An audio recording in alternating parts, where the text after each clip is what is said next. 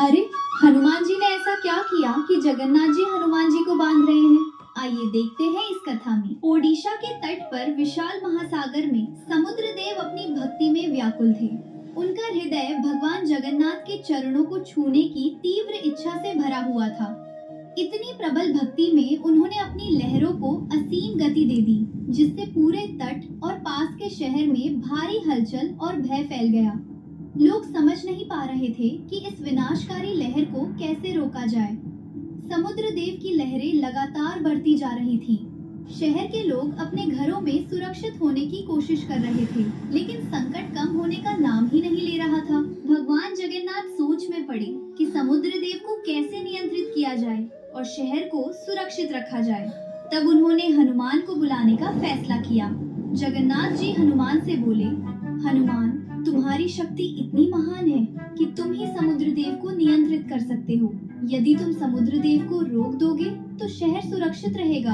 हनुमान जगन्नाथ जी से बोले, प्रभु, आपकी आज्ञा मेरे लिए सब कुछ है। मैं तुरंत समुद्र देव के पास पहुंचकर उन्हें नियंत्रित करूंगा। हनुमान ने अपनी पूरी शक्ति और भक्ति से समुद्र देव को रोकने का प्रयास किया।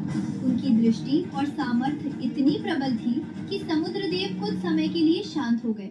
शहर के लोग राहत की सांस लेने लगे, लेकिन जब भी शहर में कहीं राम भजन या कीर्तन होता, हनुमान अपनी भक्ति में वहां पहुंच जाते।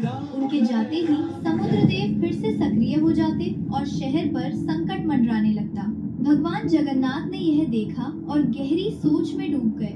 उन्होंने महसूस किया कि हनुमान की शक्ति इतनी प्रबल है कि कोई भी उन्हें रोक नहीं सकता। जगन्नाथ जी समुद्र देव के तट पर आए।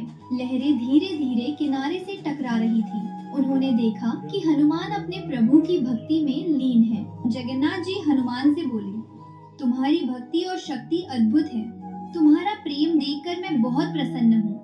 पर अब समय आ गया है कि तुम्हारी शक्ति को सही दिशा मिले, इसलिए मैं तुम्हें बांधने वाला हूँ। ये बंधन डराने या रोकने के लिए नहीं, बल्कि तुम्हारी शक्ति और भक्ति को संतुलित करने और शहर को सुरक्षित रखने के लिए है। हनुमान थोड़ी देर चुप रहे, फिर उन्होंने सिर झुकाकर कहा। हनुमान जगन्नाथ जी से बोले, प्रभु, यदि आप चाहते हैं कि मैं यहीं रहूं, तो मुझे यहीं रहने दीजिए। मैं आपके द्वार पर सेवक बनकर हमेशा रहूंगा। आपकी रक्षा और सेवा ही मेरा जीवन है। जगन्नाथ जी हनुमान से बोले, तथास्तु, तुम यहीं रहोगे, सेवक बनकर, रक्षक बनकर और साक्षी बनकर। यही तुम्हारा वरदान है।